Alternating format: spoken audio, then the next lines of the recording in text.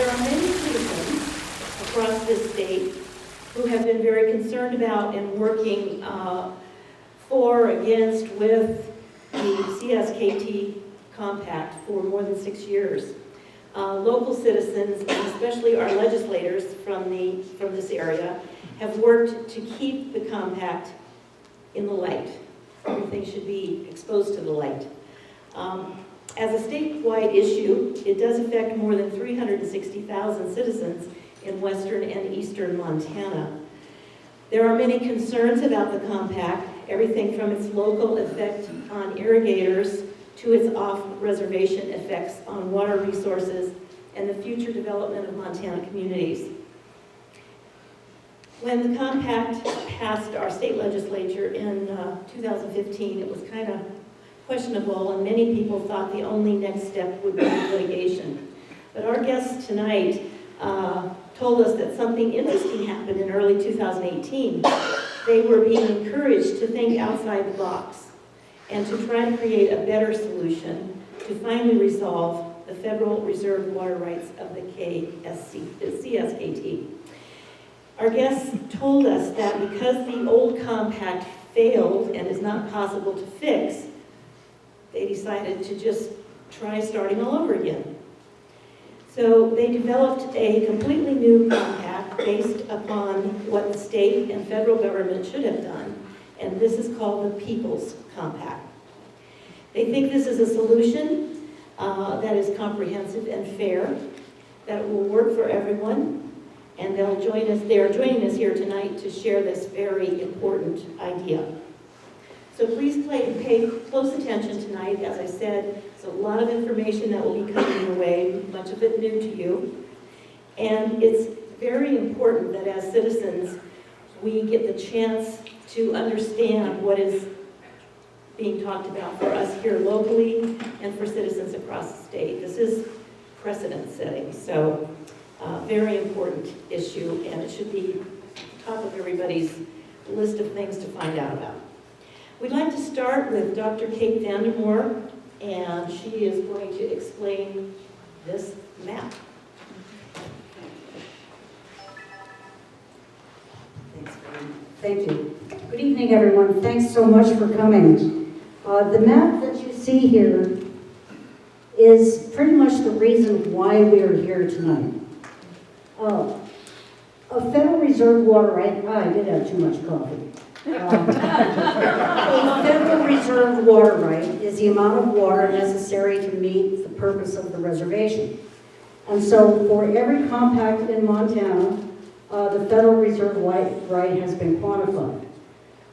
With regard to the CSKT, the extent of their water rights is shown across the state. And these are things that have been filed. But what we wanted to talk with you in particular tonight about is how many have heard of the Indian Claims Commission?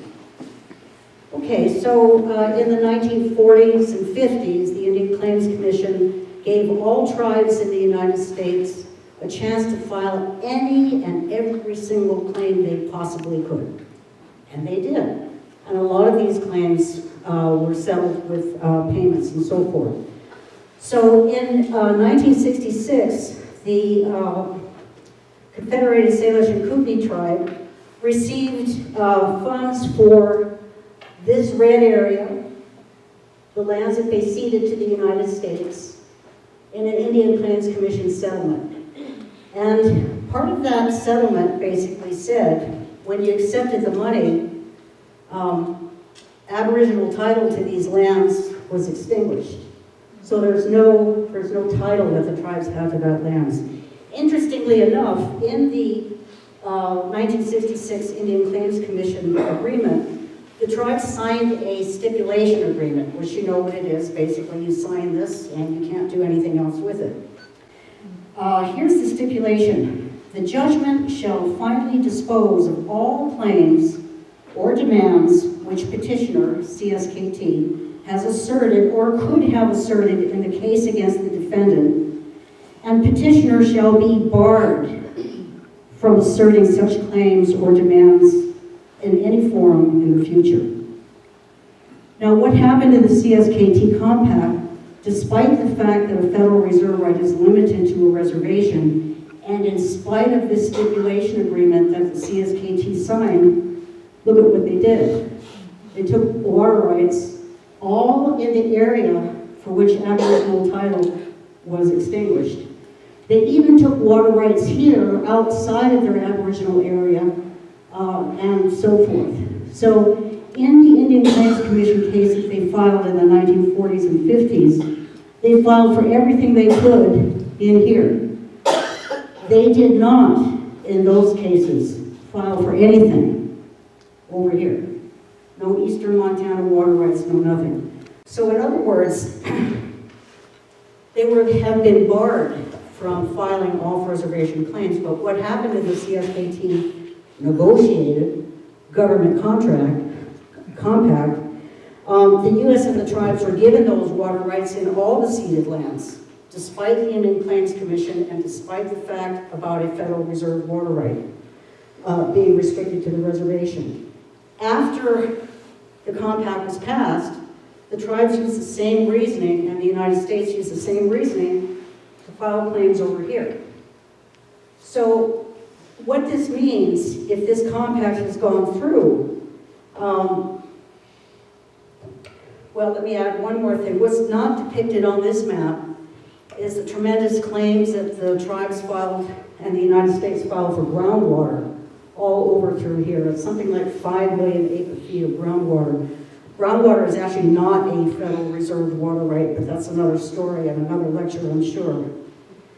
So, with the exception of minuscule amounts of water here, all of the water that the tribes claim has a time immemorial priority date, which beats everybody. The volume of water, and this map represents the overreach of the three governments and their compact. If this compact is ratified, not only will these claims be in here, but all of these claims will be dismissed without prejudice. That's what they say, which means that forever, Montanans are going to be facing Clean Water Act litigation and claims for their water rights. Remember, to go back to the Indian Claims Commission, there's just none of this stuff should have been in here. So either the state was negligent, didn't do their homework, or it was intentional. The bottom line is did you ever hear about this in the newspaper? All you heard was Article 3 gives them water rights off the reservation. No. So anyway, we are here tonight because this is our last chance. Literally, last chance Patriots. What a great meeting we had here. This is our last chance to fix this. If this happens, what do you think all the other tribes are going to do? Yeah. What about all the other tribes in the United States? So are you going to have to pay someone to not file a water right? This is how serious this is. This is why we're here tonight. This is our last chance to fix this. We have, through studious attention to the Indian Claims Commission, the Federal Reserve rights, the McCarran Amendment, the Winters Doctrine, come up with a solution that we hope will work. So how much water is needed to meet the needs of the CSKT? This is what we determined. According to one of the attorneys in the Attorney General's office, the public was told that the amount of water the CSKT needs is more water than exists. That's how you got this. Thank you. 96 years of opposition to the CSKT Water Compact, arguably the most divisive and controversial legislation ever to be ratified by the state of Montana, we are pleased to be able to talk with you about a positive solution to Montana's most important issue, resolution of the Federal Reserve water rights for the Flathead Indian Reservation. We call it the People's Compact, also known as the Mending Fences Act. Developed for the people, by the people, it is a good faith, no-nonsense proposal intended to benefit people, not governments. As we begin this short video, we ask you to shrug off all notions of the failed government solution and focus instead on a viable remedy that puts people first. So what exactly is the People's Compact? Taking to heart the lessons learned from the CSKT Compact, we began with a clean slate. This is because we found nothing redeemable with Montana's Senate Bill 262, John Tester's Senate Bill 3013, or even the methods that were used to garner its questionable ratification in the 2015 Montana legislature. Simply put, the revision of history, the blatant disregard for established law and the Constitution, and the federalization of our water represented in the government solution was not an acceptable place to begin. So we threw it all out and started over.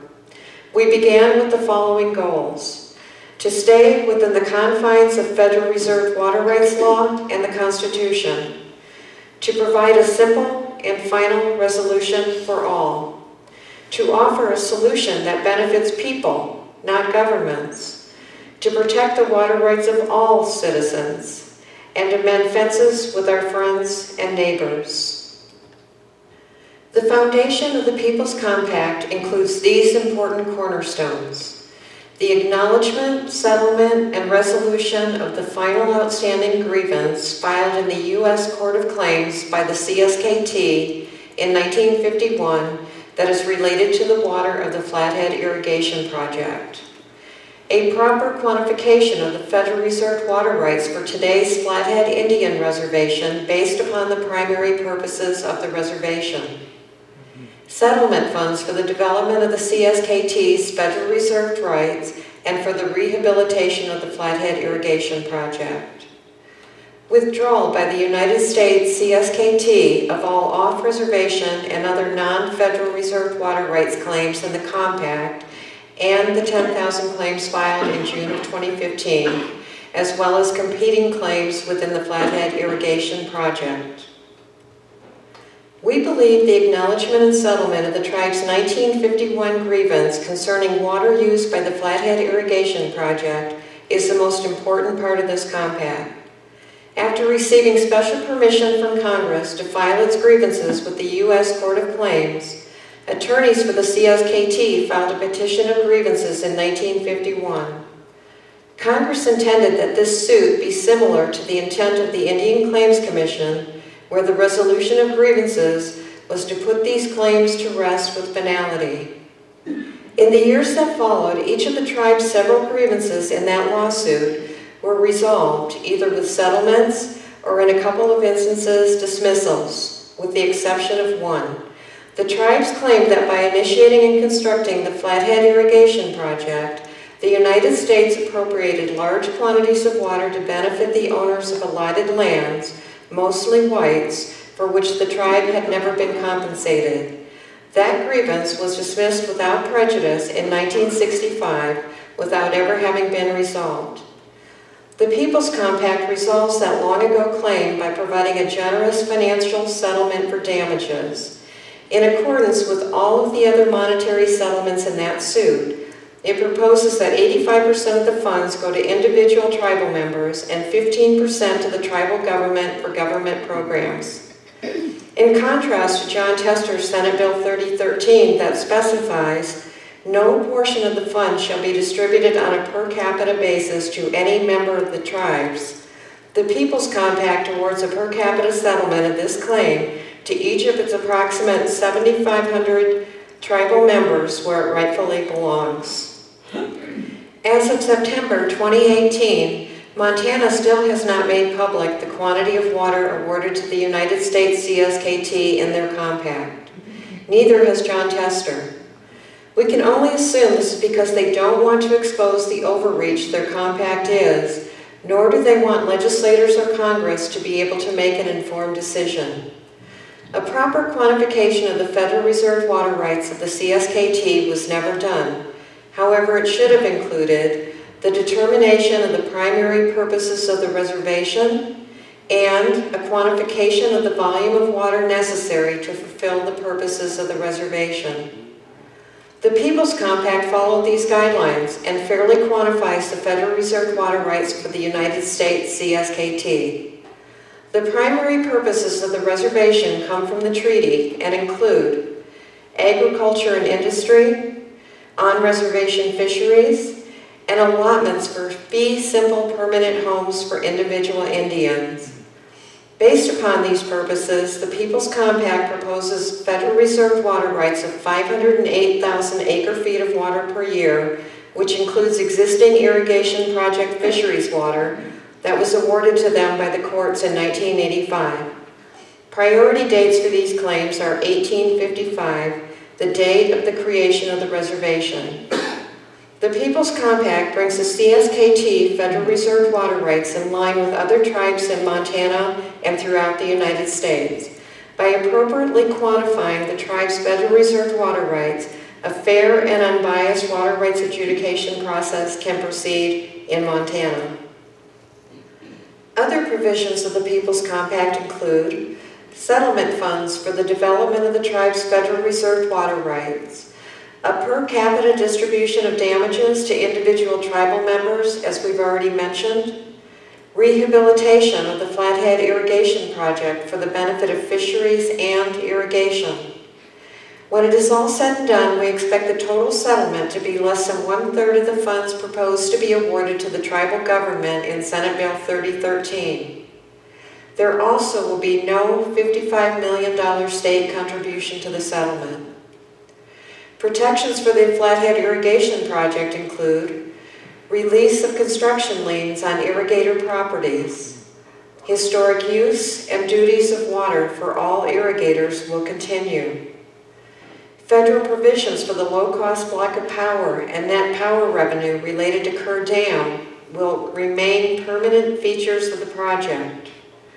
Although 90% of the project lands are privately owned, management of the project has been politicized under the Bureau of Indian Affairs.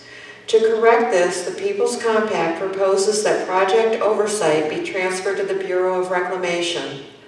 This paves the way to fulfill Congress's mandate in the Flathead Allotment Act to turn management of the project over to the owners of the lands that are served by it.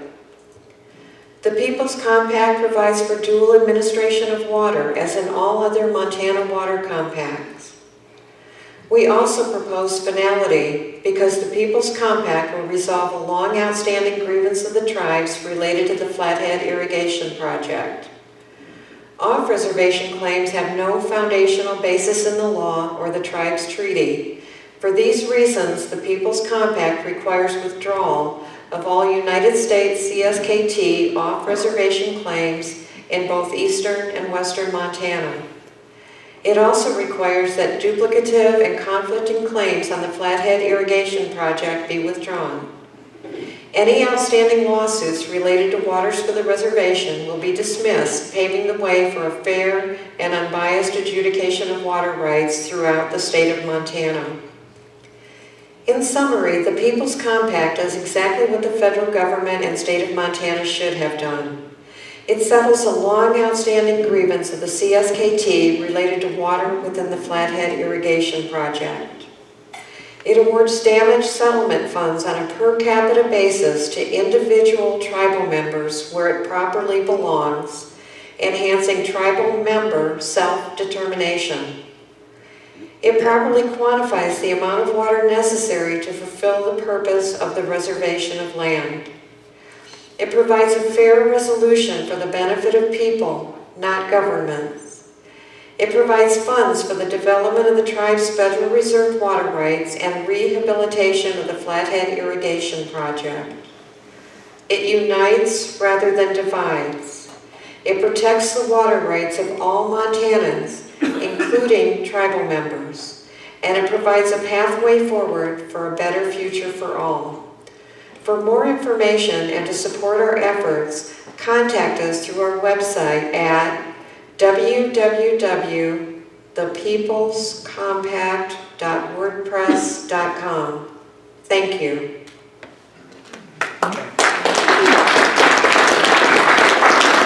Panel will be Dr. Al Olszewski. You knew that, right? Sure. Yeah.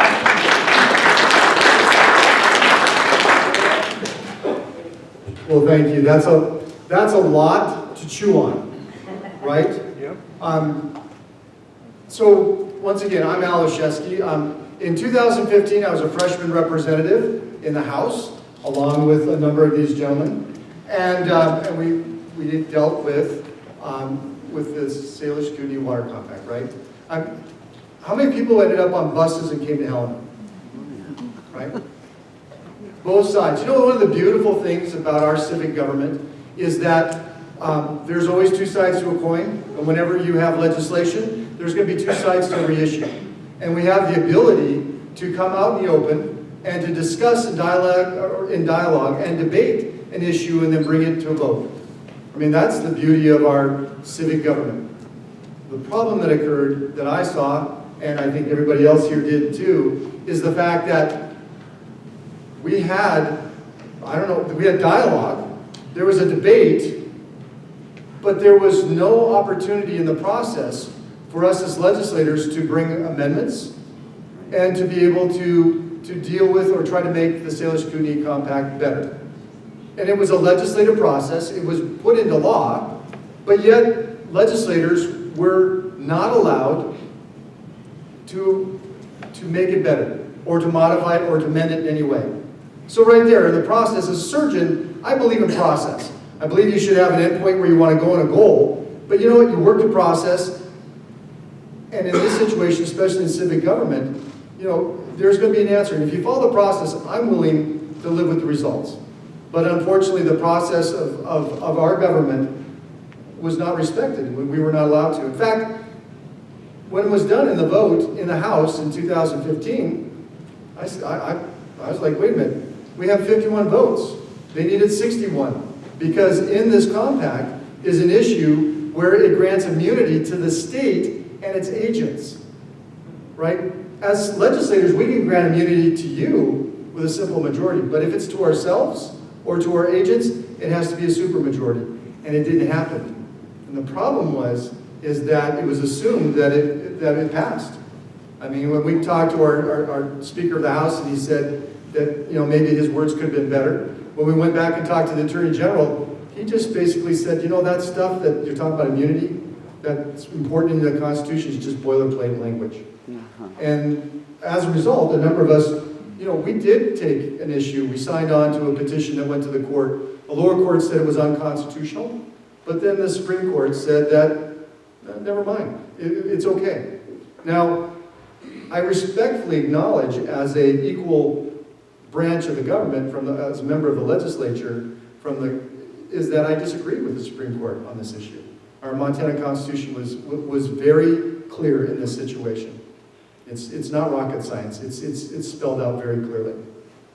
Well, here's the deal. We could go through all this, and I think that we could rehash and we can, you know, become emotional. But the fact is that what we have now is that we have a compact that passed the state, and it's sitting now for 4 years up in the federal level.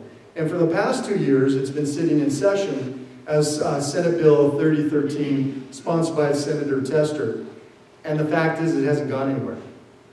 It really hasn't. In fact, it dies at the end of this year. And then it will have to be reinitiated and put back into the new session and start over again, right? So the beauty of our system is that there is nothing set in stone. Nothing. There is a process. Even our Constitution, we have the ability to amend it as long as we follow the process, right? Same thing with laws. And I've heard it before said, here's the problem. If we go through all of this work to set up this compact, how do you feel that you have the right to, or the gumption to come up with an alternative proposal?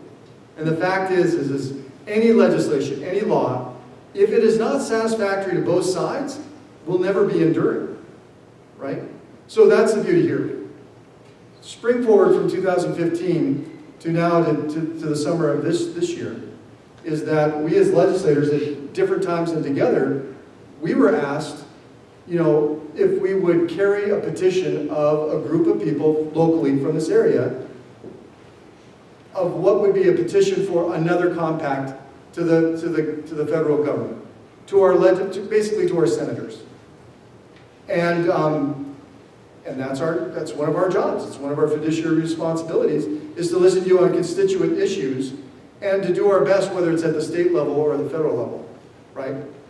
So this is where we're at. You know, we were asked, it was brought to us. What I liked about it is that it was started here locally. It tried to address all the issues that we dealt with in our frustrations of the first compact. And what is that? Number one is that the first compact deals with the issues of the governor, or the last two governors. It deals with the issue of the tribal government, and it deals with the federal government, the bureaucracy. It doesn't deal with the people. It deals with their issues, not our issues. And in fact, if anything, we were not at the table, we were on the table, right? I mean, that's basically how it felt. That was my perception. So this one actually dealt with the people. And it dealt with the people on reservation, off reservation, native, non-native. And it dealt in trying to work with actually the calculations for numbers. The numbers, to my understanding, is when they come up with 508,000 acre feet of water, they didn't create new allotments. They used actually the Salish Kootenai tribal compact, all the numbers, the mathematics of what was proposed. So there's never an argument, well, you need more of this. We just use their numbers. The people. So I found that, number one, I found that to be very appealing. Number two, the fact that it was dealing with the people and not with governments and bureaucracies, I found that appealing. Number three, from what I can see in the model legislation or these points is that we do not create new precedents. So what happens is the Salish Kootenai tribe created time immemorial. It created a new management of a water system. It created a number of things that are unprecedented. Who wins in that? The people don't win. Lawyers win. Because they can spend decades in the court and make millions of dollars, whether off of the tribal government or from the federal government or from the state government. We all pay as taxpayers. We pay for them to argue and debate these issues for decades. This dealt with in precedent, all the way from the Hellgate Treaty, all the way through the Winters Doctrine, and every legal court decision going up to present about dealing with quantification, dealing with the issues. So with that, I'm going to hand it off to Boone here to move forward here. But that's why we are here as legislators. Again, we were asked by the people to carry a petition up to our state senator, to our United States senators, to propose another compact. And that's really where we're at.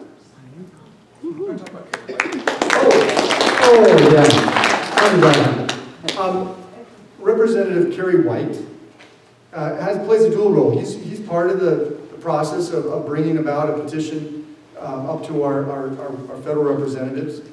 He's also was one of the members of a group of people trying to come up with a better idea. Instead of just saying no and then going through the courts, can we provide an alternative? And he was in that original group. And when he was up earlier this spring and he was testifying in Washington, D.C. on some other issues in front of the Department of Interior, he brought this issue up to our representatives and asked about it. And what the response was is, what you're showing us is appealing. It sounds like it brings people together rather than divide us. And we're interested, where's your compact, right?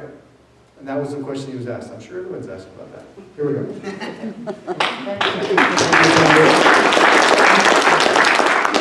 I needed that segue, so thank you. Okay, so I'm Boone Cole. I've been on the Jocko Irrigation District since about 2010 and with the Joint Board of Control when it was in existence. And a little bit of background before we get to Representative Kerry White, his interaction in Washington, D.C., and as it pertains to the irrigation project. I think it's important just to mention this, this is the CSKT compact is purported as a negotiated agreement, and I don't know how many of you were at the Reserve Water Rights Compact Commission meetings, numerous as they were, and viewed or voiced your concerns, and nothing changed, right? Well, when the Flathead Joint Board of Control at the time officially came out with concerns with the CSKT compact, I think it's notable that the three districts sent letters to all three governments state government, federal government, tribal government. And we spent all summer of 2015 holding meetings throughout the irrigation project and gathering concerns. We sent letters to the governments simply saying, we have some issues with this compact and we would like to have a chance to discuss them. We never got even the courtesy of a response that they'd even received our letters. It was the position of the Flathead Joint Board of Control and the 3 districts all these years that we prefer a compact. Okay, we've been cast sometimes as just being naysayers and not willing to talk and not willing to be reasonable. Our publicly stated position is we prefer a compact. But we had issues with the CSKT compact and nobody would talk with us. So upon that, here for the last couple of years, I guess, the chairman of the 3 irrigation districts, have been meeting fairly regularly, a few times a year, I guess, with field representatives of our congressional delegation. Well, pursuant to Representative Kerry White carrying the concept of an alternative compact to Washington, we got a call from Jason Thielman, that's Senator Daines' chief of staff, who wanted to meet with us locally. So in Ronan, the 3 chairmen of the 3 districts were invited to attend. So it was myself, chairman of the Jocko district, Ray Swenson, chairman of the Mission district, and Paul Gunsler, chairman of the Flathead, couldn't make it. Bruce White from Hot Springs attended. And the indication to us was that Senator Daines believes this is the most divisive piece of legislation ever to come out of the state of Montana. It will divide the state of Montana for generations. And he, quite frankly, wondered what it would take to get the irrigators behind something. So, with the concept of the People's Compact that protects the rights of Flathead Irrigation Project, timely filed water rights in the Montana Water Court, we've been moving forward as individuals in that respect. And the Mission and Jocko districts actually had Senator Al Olszewski present to those districts a presentation similar to this. And we are very hopeful as individuals that Senator Daines or other congressional representatives will get on board with this. Thanks.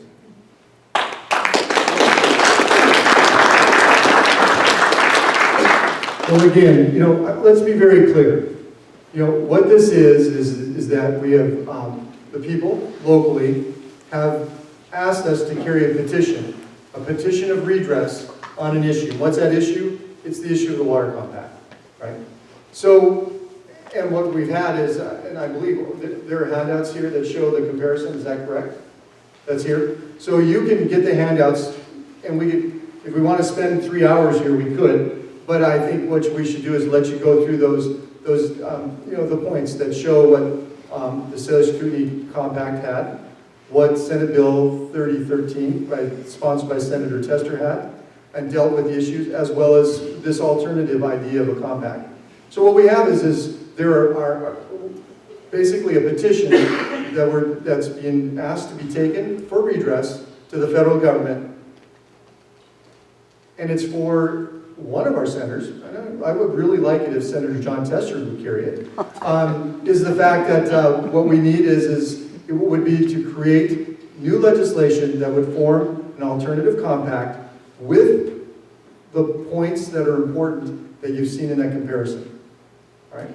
So that's really the important thing. And once again, as a legislator, what appeals to me is the fact that it seems that, once again, it falls within the precedent of going from the Hellgate Treaty, stays within the precedents of the Winters Doctrine, and it goes on down through all legal precedents from Winters Doctrine all the way to present. That's what really appeals to me, because, once again, if you want finality, you've got to make sure that you're not going to be spending all your time in court. Could it be in court? Sure. Anything can go to court, right? Yeah. Anything.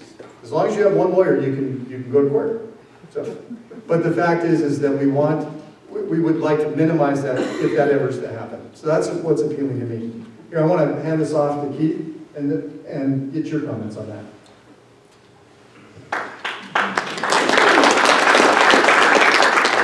I'm going to talk about some of the issues in the People's Compact that I find really positive. I'll talk about a couple of them, and these other legislators will follow and talk about others, so we're not duplicating things. We're going to expand on some of the things that were said over the slideshow. One thing that I really like about the People's Compact is dual administration of water. The Salish Kootenai Water Compact gives administration of water to a brand new water court called the UMO, Unitary Management Ordinance, UMO. And that UMO is heavily represented by the tribe. And there's no other Indian compact, water compact in the state that has a UMO. So this is a brand new thing. You got to remember that the amount of water was not quantified. So basically the UMO then potentially could control all the water in the western part of Montana, not the state of Montana then. All those other water compacts, the administration of water is implemented through a dual system where the tribe administers their quantified water and the state administers theirs. People's Compact will establish a dual system rather than that one-sided UMO. So that is a very positive thing from the People's Compact. Another thing was mentioned, I think Dr. Vandermoor mentioned as well, as the video using the Bureau of Reclamation. People's Compact will shift oversight of the rehabilitation functions of the Bureau of Reclamation to the Bureau of Reclamation instead of the BIA. I went online to find out what these agencies are charged with doing, and I found that the BIA has oversight of federally recognized tribes and deal with general assistance, disaster relief, child welfare, law enforcement, tribal courts, and they manage trust lands. Where the Bureau of Reclamation has oversight of water resource management. They deal with the operation of the diversion, delivery, and storage projects that they built throughout the western United States for irrigation, water supply, and hydroelectric generation. So it's obvious that the Bureau of Reclamation is the best qualified and the most competent agency to oversee the rehabilitation of that Flathead irrigation project. That's a major positive point of the People's Compact. I'd like to turn it over to Representative Quinn to give you some other positive.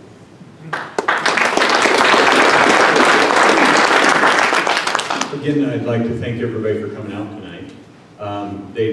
They gave me the topic of money, so maybe that's because I sit on appropriations in the legislature, or maybe just because I'm cheap, I don't know. So there's a significant difference in the dollars that we're talking about versus Senator Tester's bill that's at the federal level versus the People's Compact. And it's staggering. Senator Tester's bill asked for $2.3 billion, $2.3 billion with a B. That's more than any other compact that has been through the federal government so far. The most expensive one is just under $1 billion. This was 2.5 times more. So this is a theme with the CSKT Water Compact. It's setting a new precedent. We're constantly setting new precedents. We're expanding the limits of what is going on within the compact. And if you don't think that that's not going to catch on like wildfire and run across the rest of the state of Montana for the other tribes and across the rest of the nation, the off-reservation water rights, the additional money, it's all going to happen. All these things are going to have to be renegotiated because you can't treat somebody more unfairly than the guys that got treated before. So there's a lot of things to look at here and a lot of differences. I think that this is something that that is better. It's a better thing, and I think we're gonna find that the more people learn about it, the more they study it, the more they're gonna like this one. Just in the paper here recently, I think in the Missoulian, one of the senators from Missoula called us all geniuses. Did you guys see that? Maybe it wasn't meant that way. But anyway, I'll pass it on to Representative Nolan.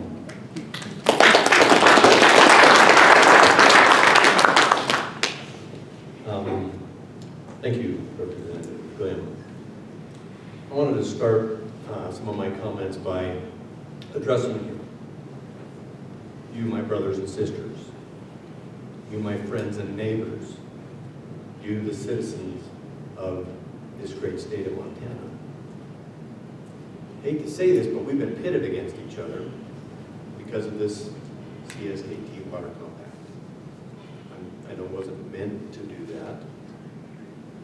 But we've had brother against brother, in many instances fighting, disagreeing, father and son, families actually torn because of this.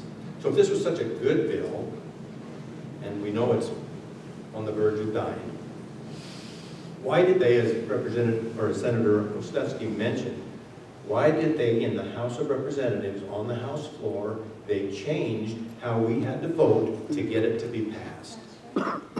From a 60% majority vote down to a 51. That started a division, ladies and gentlemen, brothers and sisters. We don't need to be divided. So we're looking at something to move forward. I have family that have grown up in this wonderful area. Some of you might know the Nolan clan, the Burl Nolan, or the Carol Nolans, or the Jack Nolan, who's my father, or the Kenny Nolan. We also have on my mother's side the Zen Allred family. Okay? When my grandpa came to Homestead in Charlotte, he was given certain water rights. And he told us for years, he said, we all need to treat each other fairly. And that's what we want. We all want to be treated fairly.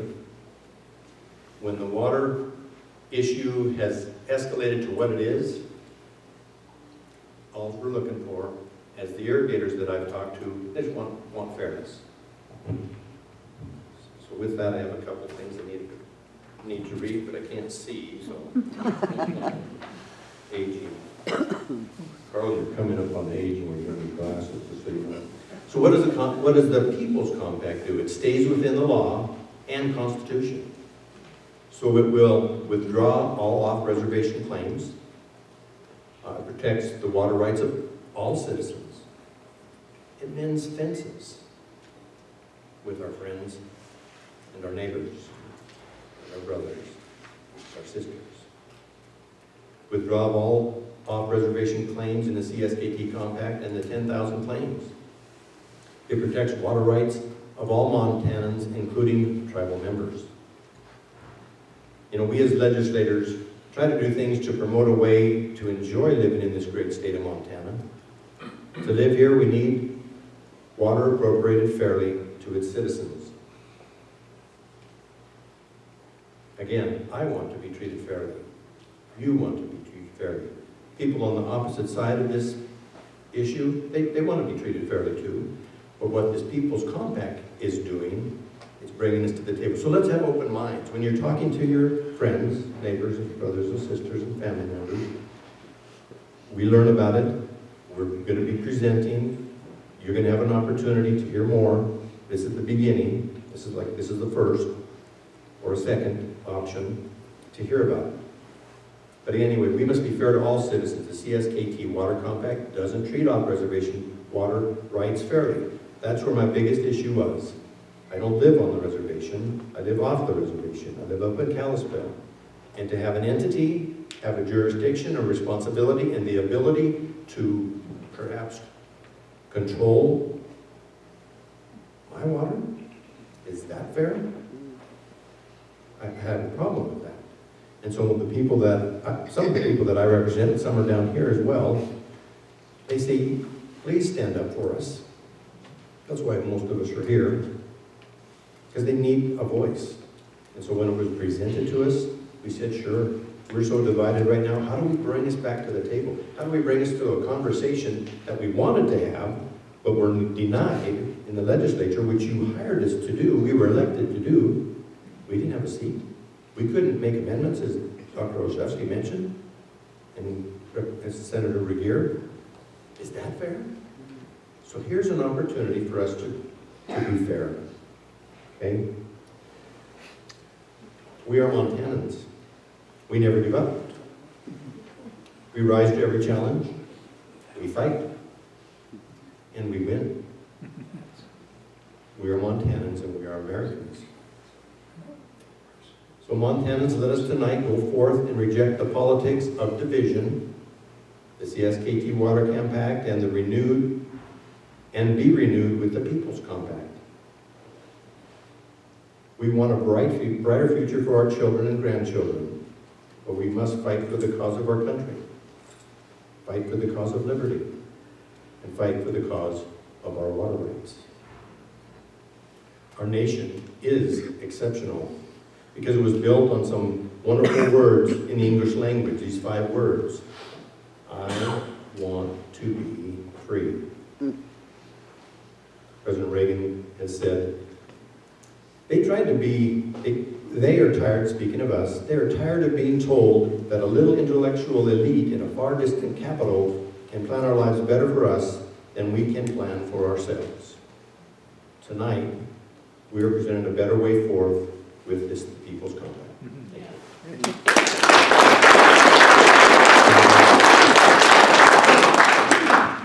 Well, good evening. One of the great things about being last is you don't have to talk very long. So I want to thank Senator Olszewski and Mr. Cole and a lot of those folks that worked on this locally for a long time during this time. And I've served now for 12 years in the legislature, and I think everybody spoke about this, that it's probably one of the most divisive issues that I've ever seen in the legislature. And I have friends on both sides of this issue. And trust me, in 2013, when I was Speaker, I had both sides of this issue in my office a number of times. And both of them, there was a lot of fear. There was a lot of consternation, and then that was a session where they tried to rush it through kind of the last 2 weeks of the session, and that created a lot of anxiety and a lot of frustration amongst people. But I thought more importantly was, I did take a lot of time, and I came to a lot of the hearings. I didn't always testify, but I watched them on a number of them. And I think what I saw from a lot of people is there were a lot of folks that were trying to provide insight. They were trying to put in perspective, and they were told no.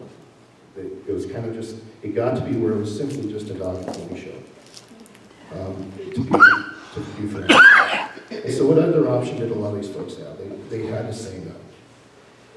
And so I think we can go to the 2015 session, and a lot of us have talked about that and the frustrations. And what I like about this is it's not saying no anymore. The meeting down in Charlotte, I read one of the newspaper articles from one of the current compact supporters was at least that they're identifying that we do need a compact. And I think what you've heard from Mr. Cole and a lot of people that have a lot to lose in this, they've always wanted a compact. They just want it fair. And that's what this is. This is a middle of the road. It satisfies for everybody and protects everybody. Thank you.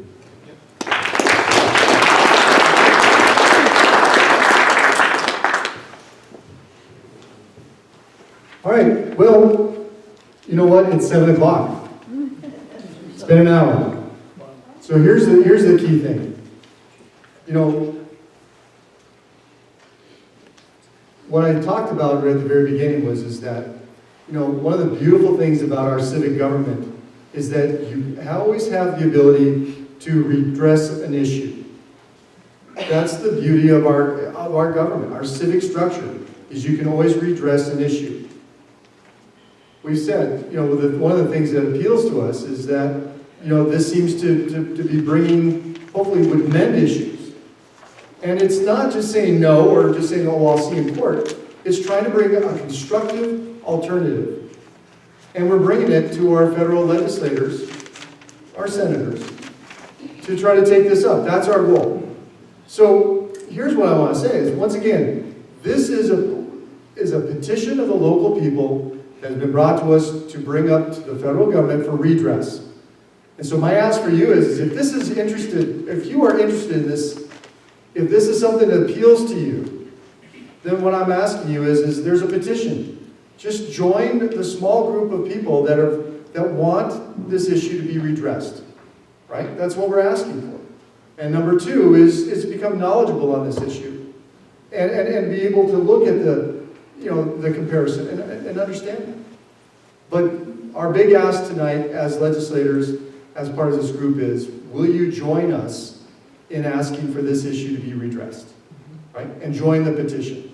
That's it. And then what our goal is to get hopefully one of our state U.S. senators to take this issue up. So with that, I'm going to give this back to Boone, and it's time for question and answers. One thing first. Oh, one thing first. One thing first. Well, here, as usual as a surgeon, I jumped the gun. I forgot I was supposed to give some final thoughts here before Dr. Olszewski stood up. I was the majority leader in the House in the 2015 session, and the CSKT compact barely passed the House. And I would say that it passed for one reason, and that was fear. Senator Blaisdell mentioned fear. I talked to numerous legislators from the east part of the state that said, we're afraid they're going to file claims, so if we vote for the compact, they'll leave us alone then, it'll just be the West problem then. Well, they voted for it, it passed, barely, and the tribe still filed their claims. As far as the Reserve Water Right Commission, I think they did a great job on the first 6 tribal compacts that they did. You can go to Montana statute, you can read how much water is quantified. They did a great job. All of those first 6 compacts passed by over 2/3 majority of the legislature. They did a great job. And then they got to the last one, and it was a disaster.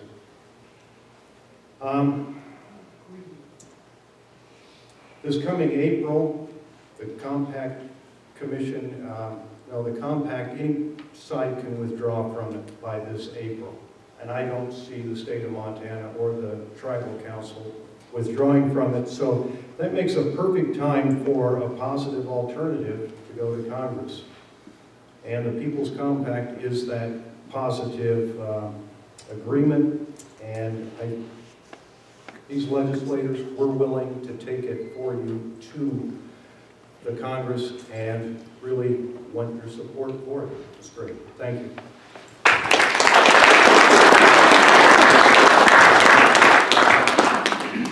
Okay, we'll start the question and answers, and I want to go over the rules once again. This is for questions and answers. If you would like to address your question to an individual, please do so. If you're addressing the panel as a group, they'll decide among themselves who can best answer your question, right? And you'll include Terry and Kate to help you with questions. It's not a debate, no pontificating. I will interrupt you if you don't ask a question, okay? And I want to throw an idea out there. As I was sitting here listening to these gentlemen and to watching the film and listening to Dr. Kate, I thought how this issue is a microcosm of what's going on in this whole country. The division, the divisiveness, the fighting, the arguing, here we are. Let's show the rest of this country how something can get done, right here in Montana.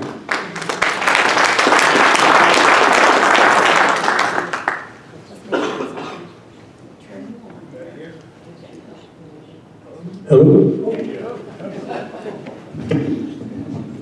Yeah, that works okay. Questions, and that's all.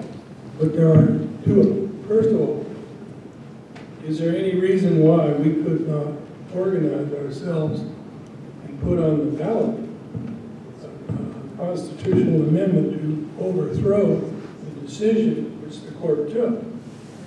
They can do whatever they want, but when it comes floating down by the people, they're gonna have a lot harder time dodging that bullet. And after looking at that map, I don't think you'd have any problem getting it on the ballot and getting people to vote for it. So that's number one. That's a question. Anybody wants to answer this? The other question is there any limitation to keep somebody, anybody who might want to do it, from hauling off, turning over the water companies? We've got the best water in the country as far as I'm concerned. You know, somebody can just pipe it on down, or just, we got 508,000 acre people. We'll take about 200,000 of it down to Portland when it gets there. Be a water bottling plant. Is there any restriction on that kind of behavior on the use of the water? Thank you very much.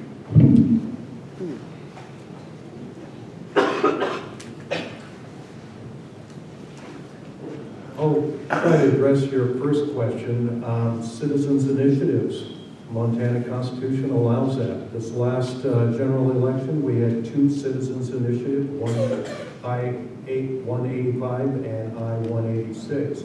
It takes gathering signatures and getting it on the ballot. It would take some effort and money to do it, but yeah, you can get it on the ballot. Second question, anyone want to tackle that?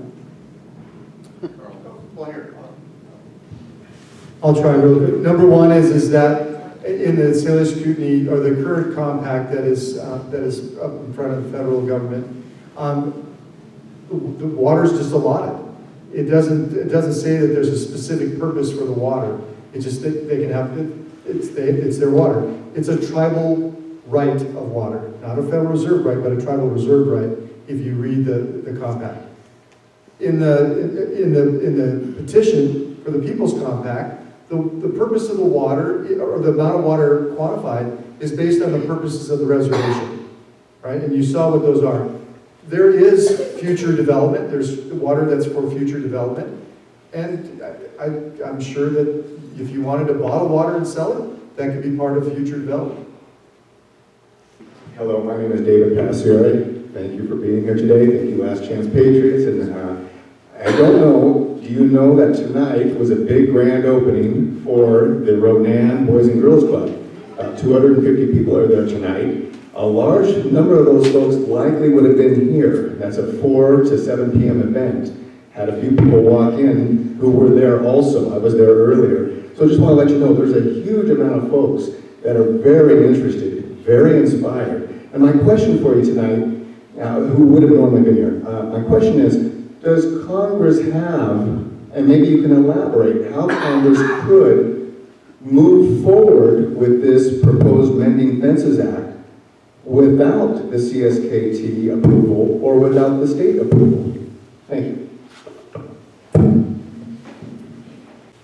You know, again, David, thank you for the question. As it was explained to me, as we've talked to people from the Senate Indian Affairs Committee, is that, because I asked, I said, well, if it comes here to you and you sign it, what, doesn't it come back to the state?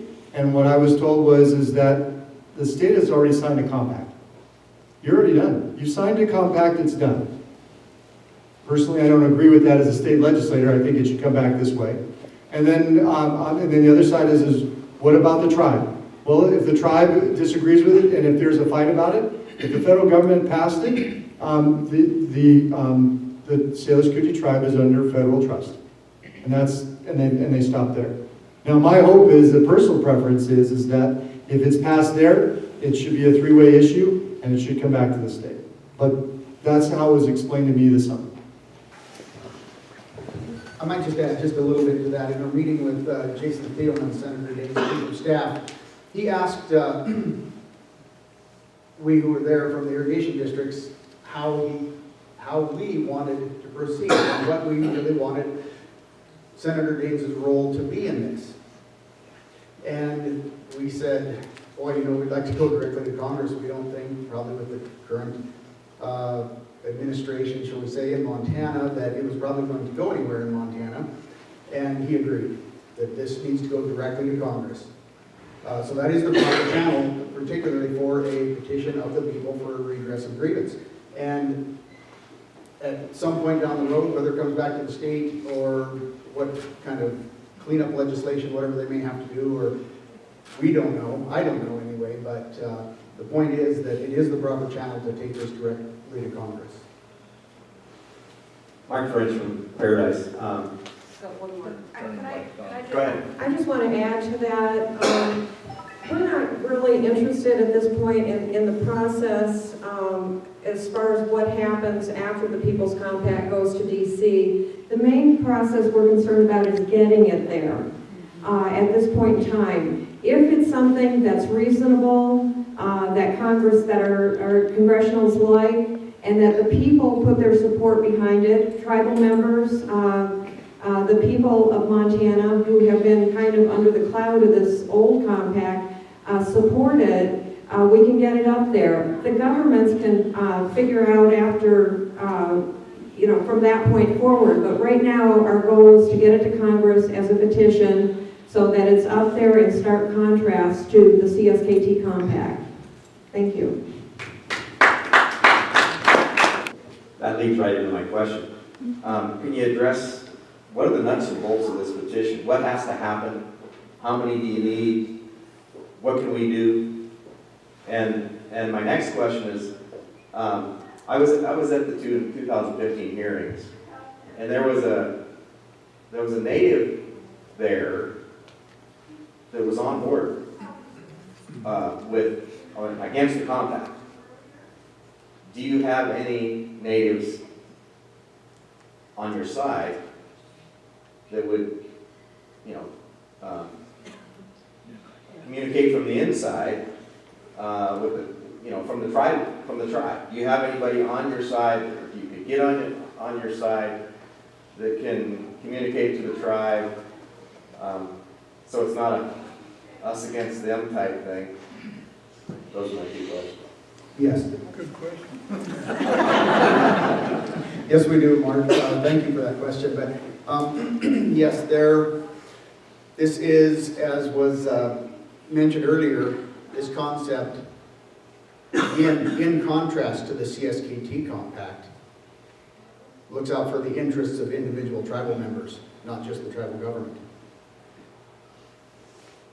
I don't want to go too much more into that, but yes, there are tribal people who see the benefit, their rights are protected, they have a benefit out of this, and that are on board.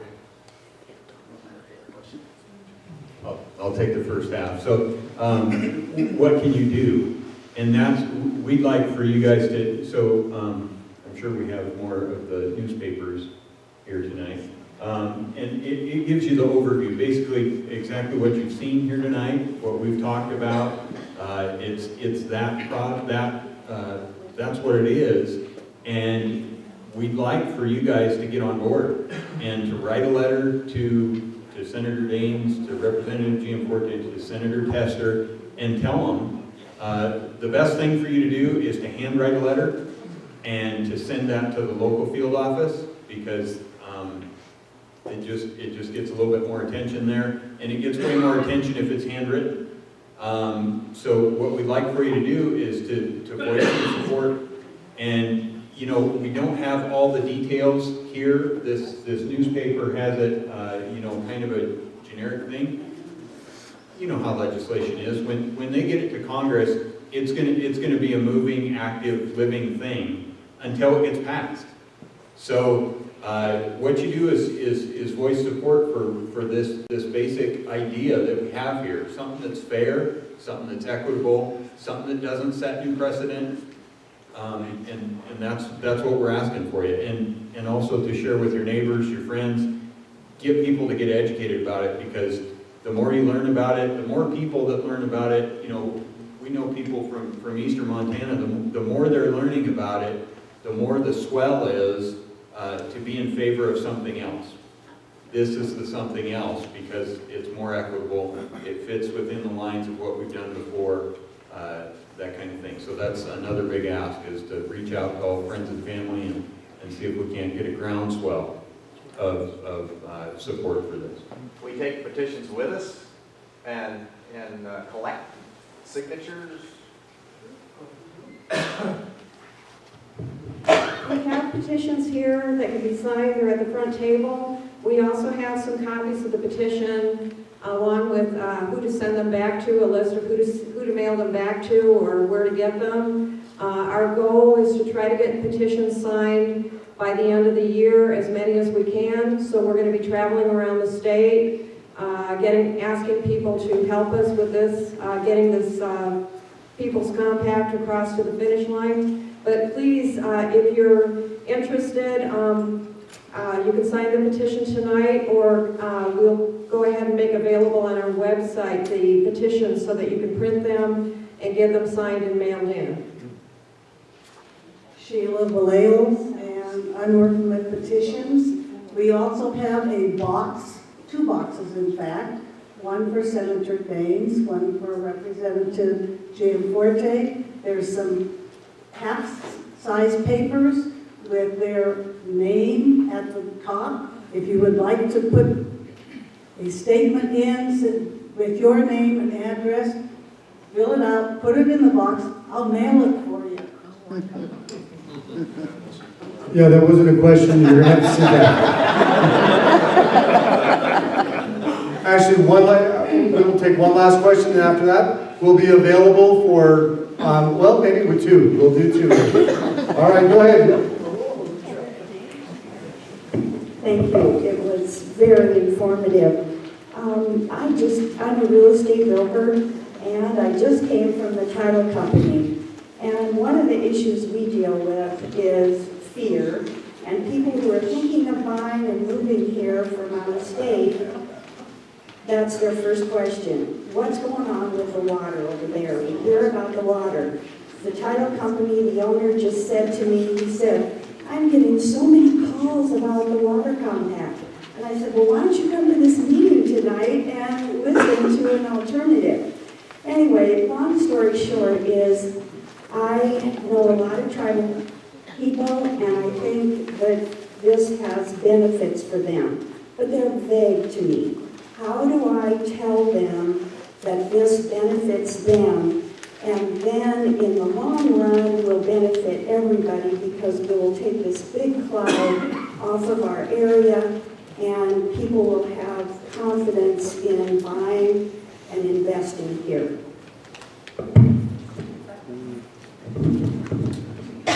I'll go. So basically, if we could get this thing done, it would be finality. And then you would have stability. Everybody would know what the deal is. It's an end deal. And to talk about I'll take the money thing again. So it is a per capita payment. If you work the numbers backwards, it equates to about $40,000 Each? each. It's significant. It is, and it's now a lot of those. The numbers and those numbers were things that were arrived at based on historical dollars that have been used for settlements before, moved forward with inflation. So that's how those numbers were arrived at. And like I said, when it gets back to Congress, who knows what they're going to do with it, but that's kind of where it sits right now. That's the proposal. So Trudy, thanks for the questions. There are a lot of things for the tribal members. So it's number one is that per capita. It's several decades of the current per capita that they get right now.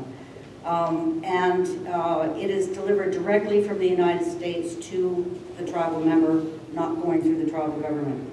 The next thing is the individual tribal members have their own water rights, allottees on their own land, and you may have heard of the Crow settlement and other settlements that basically took that water away from individual Indians. This has protections for individual Indian allottees who have their own water rights. They can have the option to join the tribal water code, or the default is the Secretary of Interior manages their water. So that is a good protection because their individual water rights do not belong to the tribe as a whole. The tribal, also the tribal water code allows it to manage and develop its own water.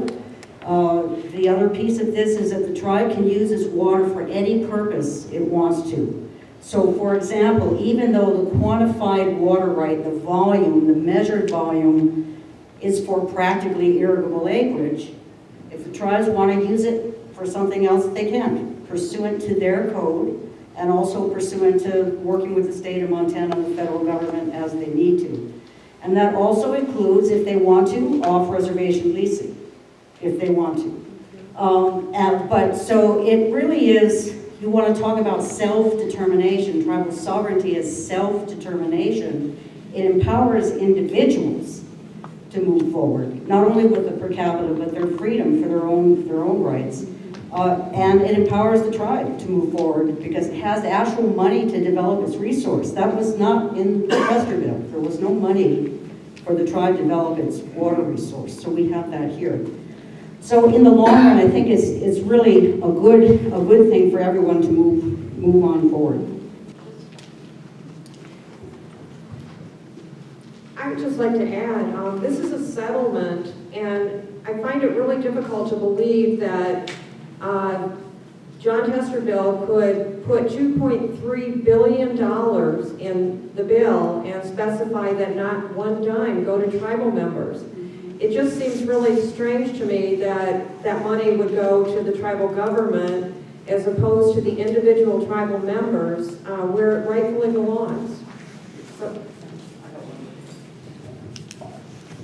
Sorry, I couldn't resist.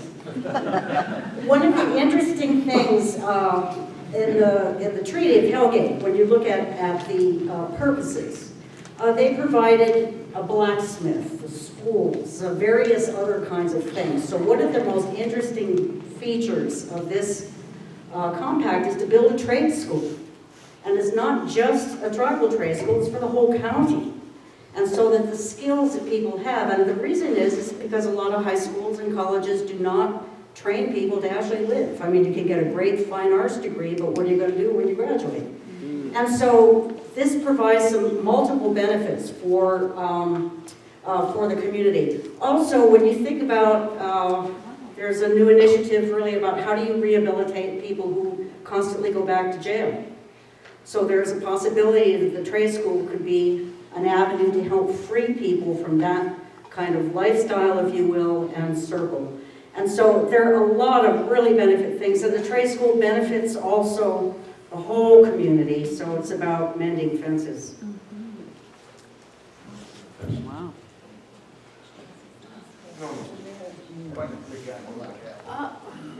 Another question? I have another answer. Do you have a question? No, I have the answer. Taking the Congress, okay, and our senators, and have them adhere to them. They came from Congress. Our water rights went to Congress in 1905, along with 16 states west of the 100th meridian. The laws are right here. From Congress. The water law, the homestead law. If you were prior to this Homestead Act, there were big vast ranches in the West, and they had to be subdivided and sold. How devastating would that have been to a family? So these were small, hard to read. I went and had them in big print. So you can take these to your attorneys. Susan, would you like one of these? I sure would. By God, you need one for a chance. To Terry. Well, thank you, Gene. Thank you for being here. Oh, This ends. I have one more question. Since my question, I'm really concerned about, one of the things that you're talking about on the reservation is how wonderful it is to have dual representation, that the state takes care of the state water rights and the tribe takes care of the tribal water rights. One of the problems with this reservation is how checkerboarded we are, and that's one of the reasons that they chose to work on the military management ordinance. Because I'm looking at the other compacts, and there doesn't look like any non-tribal development going forward. unless maybe they can buy water from the tribe, which they may be able to on some of those reservations. And I also noticed that we're giving this tribe half the water. That So what is your question? My question is, what about new water going forward for non-tribal members? A lot of other reservations are checkerboard, as you know, and they have had the dual system, and it works. From a hydrologist standpoint, there is enough water here in this basin for everybody to have some without taking water for anyone. This compact and the volume going forward absolutely allows for future development, both up in the Flathead and here. So people can absolutely have future development. The interesting thing about the reservation, as you know, because you're in the federal irrigation project, that in itself has its own management system. It's not managed by priority. So there's this individual management system there where you have a conflict and you go to the federal entity and so forth. But otherwise, if there is another conflict, people still have access to the state court, district court, and so forth. The CSKT compact actually took the district court away from everybody and the Montana Supreme Court for a lot of decisions. And substituted for itself this unitary management ordinance and unitary management board. So if you will, everything stays the same in terms of people's rights right now. Now, the DNRC now can move forward with its permit issuing and so forth and adjudication because the tribe's water rights will have been quantified. And then that was the trigger to allow then the state to move forward on its own adjudication. So there is future development here. Another big piece of this is that the first map that we showed would basically prohibit future development across western Montana because the water is taken through the in-stream flows. So this is probably the best possible deal. It is our last chance to try to move something forward. And as a First Amendment petition, it's our right as individuals, groups, citizens to go forward.